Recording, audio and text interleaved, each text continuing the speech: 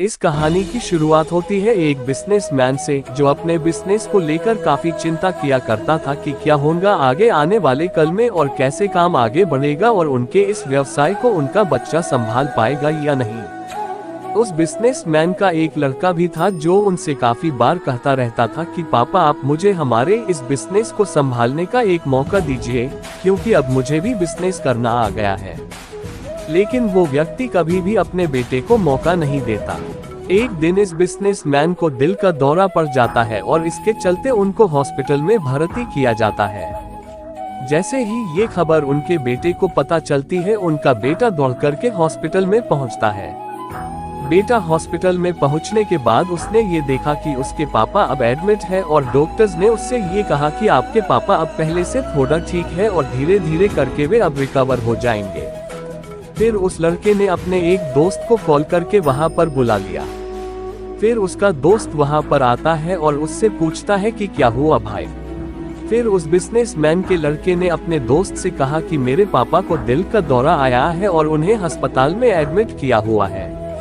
इसके बाद उस बिजनेसमैन का लड़का अपने दोस्त से कहता है कि चलना जरा बाहर चल के आ जाते हैं, बहुत देर हो गई है इधर। और फिर वो दोनों अस्पताल से बाहर चले जाते हैं। जब वो दोनों अस्पताल से बाहर निकले तब उनको एक आइसक्रीम वाला दिखाई देता है।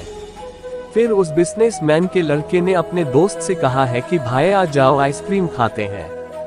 ये बात सुनकर उसका दोस्त थोड़ा चौंकता है और मन ही मन कहता है कि अरे ये क्या पागलपन है, पापा अंदर भर्ती है और ये यहाँ पर आइसक्रीम खाने की सोच रहा है।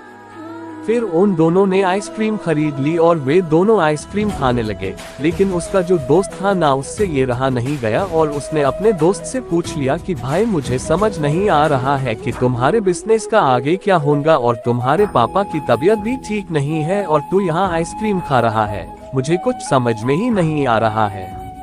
फिर ये जो बिजनेसमैन का लड़का था ना, और उसने जो बात कही उससे आप ध्यान से पढ़िएगा। उसने अपने मित्र से कहा कि मुझे ये मालूम है कि तू ये सोच रहा होगा कि मेरे पापा एडमिट है, यहाँ पर आइसक्रीम चल रही है, मुझे चल रहे हैं, पर ऐसा कुछ नहीं है। मैं भगवान श्री कृष्ण का बहुत बड़ा भक्त हूँ और उनकी दो बातें हमेशा अपनी जिंदगी में याद रखता हूँ। पहली बात जो हम सबको पता है कि काम करना है और फल की चिंता नहीं करनी है, इसलिए जो होगा देखा जाएगा। मैं सिर्फ अपने काम पर ही फोकस करूंगा और फिर बिजनेस भी अच्छा चलेगा। दूसरी बात, वो लड़का अपने दोस्त से कहता है कि मैं तुम्हें भगवान श्री कृष्ण की कहानी सुनाता हूँ जो तुम्हें दूसरी बात क्या है वो अच्छी तरह से समझाएगी। भगवान श्री कृष्ण की जो पत्नी थी जिनका नाम रुक्मिणी था, उनको जब पहला बेटा हुआ था तो उसका नाम प्रद्युम्न रखा गया था। और प्रद्युम्न के जन्म के 10 दिन पश्चात ही प्रद्युम्न का अपहरण हो गया। प्रद्युम्न के अपहरण के कारण रुक्मिणी नाराज और उदास रहने लगी कि क्या हो गया है। भगवान श्री कृष्ण रुक्मिणी जी से कहते थे कि चिंता मत करो, क्योंकि प्रद्युम्न जहाँ पर भी होगा वहीं पर ठीक होगा। लेकिन इतना समझाने के बावजूद भी रुक्मिणी अपने बच्चे की चिंता में उदास और निराश रहती थी। और इस तरह चिंता करते करते रुक्मिणी जी के 18 साल बीत गए। 18 साल के बाद द्वारका में जब प्रद्युम्न की वापसी हुई और जब प्रद्युम्न द्वारका में वापस आए तो उनके साथ में उनकी पत्नी मायावती भी थी। अब समस्या ये थी कि मायावती की उम्र प्रद्युम्न से 20 साल ज्यादा थी। वहाँ रुक्मिणी पहले तो खुश हुई कि बच्चा वापस आ गया और फिर से दुखी हो गई क्योंकि इतनी बड़ी लड़की से शादी की। इसलिए रुक्मिणी फिर से भगवान श्री कृष्ण से जाकर कहने लगी कि ये क्या हो गया।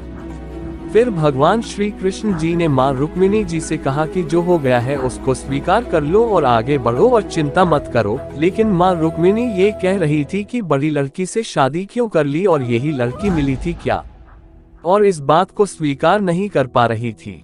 इसके कारण 8 साल तक माँ रुक्मिणी जी दुखी और निराश रही और 8 साल के बाद रुक्मिणी जी ने ये स्वीकार कर लिया कि प्रद्युम्न ने जो ये शादी करी थी वो ठीक है और इसके लिए ज्यादा चिंता करने की जरूरत नहीं है। और उस शादी को उन्होंने स्वीकार कर लिया।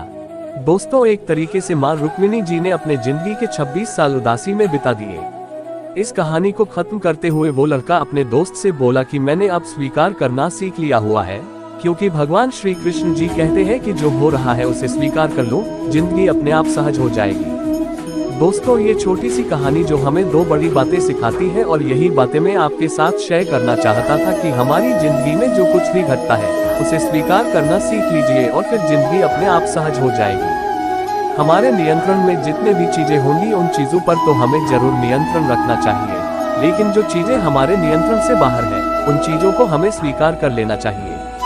अगर हमने स्वीकार नहीं किया तो हमें भी माँ रुक्मिणी की तरह बहुत सालों तक उदास रह जाएंगे।